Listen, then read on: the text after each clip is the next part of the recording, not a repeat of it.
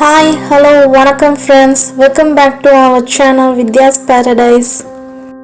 இன்னைக்கு வீடியோல ரவா நம்கீன் கேக் எப்படி பண்றதுன்னு பார்க்க போறோம். நிறைய பேருக்கு உப்புமா சுத்தமா பிடிக்காது. ஸோ இனிமேல் உப்புமாக்கு பதிலாக நீங்க இதையே செஞ்சு சாப்பிடலாம். மார்னிங் பிரேக்ஃபாஸ்ட்டுக்கும் சாப்பிடலாம், ஈவினிங் ஸ்நாக்ஸாகவும் செஞ்சு சாப்பிடலாம். எப்படி பண்றதுன்னு பார்க்க வாங்க வீடியோக்குள்ள போகலாம். அதுக்கு முன்னாடி என் சேனல் உங்களுக்கு பிடிச்சிருந்துச்சுன்னா மறக்காமல் சப்ஸ்கிரைப் பண்ணுங்கள். அப்படியே பக்கத்தில் இருக்கிற பெல் ஐக்கனையும் கிளிக் பண்ணுங்கள். அப்போ தான் நான் போடுற வீடியோஸ் உங்களுக்கு நோட்டிஃபிகேஷனாக வரும். ரவா நம்கீன் கேக் பண்ணுறதுக்கு முக்கியமான பொருள் ரவை. நான் இங்கே 1 கப் ரவை எடுத்திருக்கேன். இதை இப்போ வறுக்கணும். உங்ககிட்ட வறுத்த ரவை இருந்தால் கூட நீங்கள் அதையே கூட யூஸ் பண்ணிக்கலாம். நீங்கள் உப்புமா செஞ்சு உப்புமா மிச்சம் இருந்தால் கூட அதை வச்சு இந்த டிஷ்ஷை ட்ரை பண்ணலாம். இப்போ ரவையை வறுக்கிறதுக்காக ஒரு கடாயை ஹீட் பண்ணிக்கிறேன். கடாய் ஹீட் ஆனதும் அதில் 1 டேபிள் ஸ்பூன் அளவுக்கு நெய் ஆட் பண்ணிக்கிறேன். இது ஆப்ஷனல் தான், உங்களுக்கு வேண்டாம்னா நீங்கள் வெறும் ரவையை மட்டும் வறுத்தா போதும். இப்போ 1 கப் ரவை ஆட் பண்ணி நல்லா ஃப்ரை பண்ணணும். ஃப்ளேமை மீடியமாக வச்சு ரவையை வருங்க.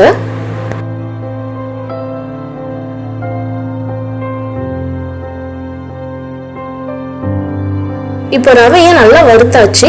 இதை வேற ஒரு பவுலுக்கு டிரான்ஸ்ஃபர் பண்ணிக்கலாம். அடுத்து ரவை வறுத்த அதே கடாயை தான் நான் இப்போ திருப்பியும் யூஸ் பண்ணுறேன். இப்போ இதில் 3 கப் அளவுக்கு தண்ணி ஆட் பண்ணணும். 1 கப் ரவைக்கு 3 கப் தண்ணி ஆட் பண்ணணும். தண்ணி நல்லா பாயில் ஆகணும்.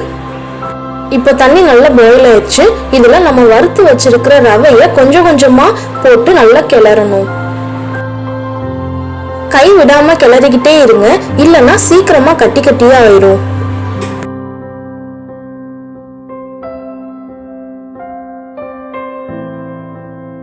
ரவை நல்லா குக் ஆகணும்.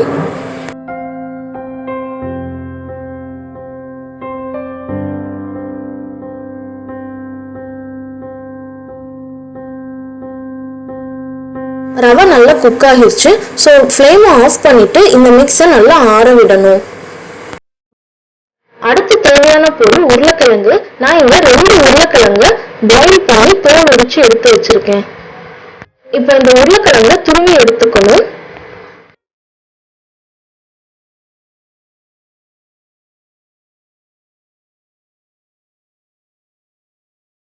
இப்போ 2 உருளைக்கிழங்கையும் நான் துருவி எடுத்துக்கிட்டேன்.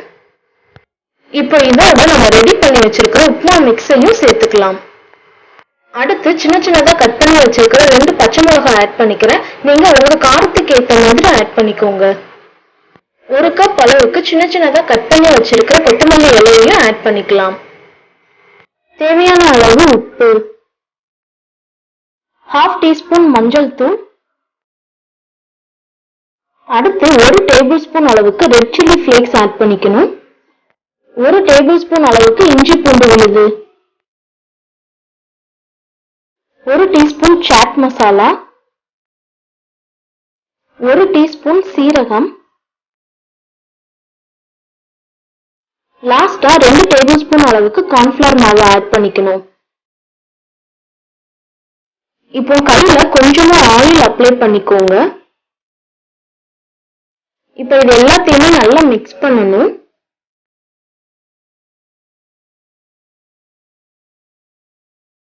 இது எல்லாத்தையுமே நல்லா மிக்ஸ் பண்ணியாச்சு. இப்போ லாஸ்டா 1 டேபிள் ஸ்பூன் அளவுக்கு எண்ணெய் சேர்த்து நல்லா அப்ளை பண்ணிக்கோங்க. அப்பதான் கையில ரொம்ப பிசு பிசுன்னு ஒட்டாம இருக்கும்.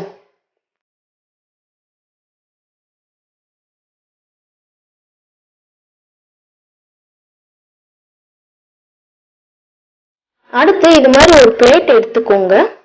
இதுலயும் கொஞ்சமா ஆயில் சேர்த்து ஃபுல்லா ஸ்ப்ரெட் பண்ணி விட்டுக்கணும்.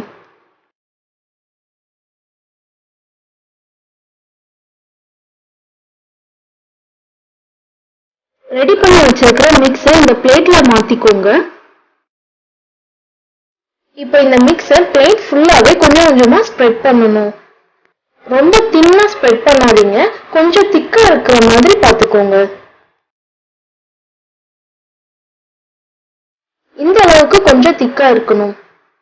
இப்போ இத ஒரு 1/2 hour ஃப்ரிட்ஜ்ல வச்சிடலாம். ஃப்ரீசர்ல வைக்க கூடாது, ஃப்ரிட்ஜ்ல தான் வைக்கணும். நீங்க இந்த மிக்ஸை நைட்டு செஞ்சு ஃப்ரிட்ஜில் எடுத்து வச்சிட்டா கூட மார்னிங் பிரேக்ஃபாஸ்ட்டுக்கு இதை எடுத்து ஜஸ்ட் ஃப்ரை பண்ணா மட்டும் போதும். ஹாஃப் அன் ஹவர் கழிச்சு இதை வெளியே எடுத்துட்டேன். நல்லா செட் ஆகிடுச்சு. கையில கொஞ்சம் கூட பிசு பிசுன்னு ஒட்டவே இல்லை.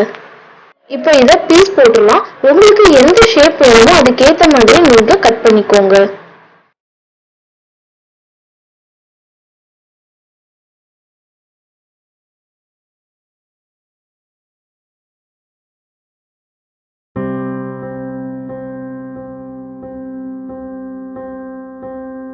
எல்லாத்தையுமே கட் பண்ணி எடுத்தாச்சு.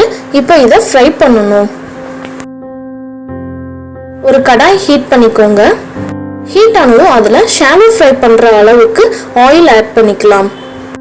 நான் இங்கே ஷாலோ ஃப்ரை தான் பண்ண போகிறேன். உங்களுக்கு வேணும்னா நீங்கள் டீப் ஃப்ரை கூட பண்ணிக்கலாம்.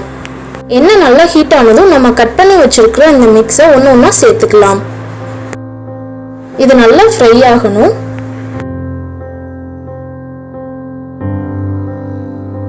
இப்போ இதை திருப்பி போட்டுக்கலாம்.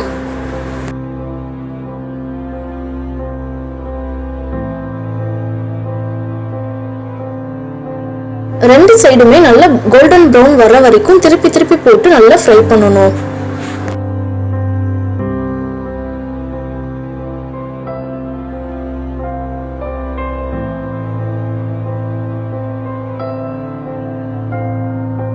ரெண்டு சைடுமே நல்லா கோல்டன் ப்ரௌன் ஆயிடுச்சு. இப்போ இதை எடுத்துடலாம்.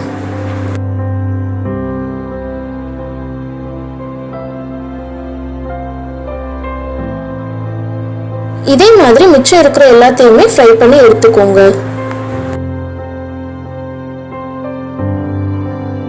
நம்ம ரவா நம்கின் கேக் ரெடி ஆயிடுச்சு. வெளியே கிறிஸ்பியாவும் உள்ள சாஃப்டாவும் இருக்கும். சாப்பிட்றதுக்கே ரொம்ப டேஸ்டா இருக்கும். நீங்க இதை குழந்தைங்களுக்கு லஞ்ச் பாக்ஸ்ல கூட கொடுத்து அனுப்பலாம். அவங்க கண்டிப்பா எல்லாத்தையுமே சாப்பிட்டுட்டு வந்துருவாங்க. கண்டிப்பா எல்லாரும் வீட்ல ட்ரை பண்ணி பாருங்க. இந்த வீடியோ உங்களுக்கு பிடிச்சிருந்துச்சுன்னா மறக்காம லைக் பண்ணுங்க. பிடிக்கலன்னா டிஸ்லைக் பண்ணுங்க. உங்க ஃப்ரெண்ட்ஸ் அண்ட் ஃபேமிலிஸ் எல்லாருக்குமே ஷேர் பண்ணுங்க. உங்களோட சஜஷனை வித்யாவோட கீழே கமெண்ட் பாக்ஸ்ல ஷேர் பண்ணிக்கோங்க. நெக்ஸ்ட் வீடியோல சந்திக்கலாம். until then bye from உங்கள் வித்யா.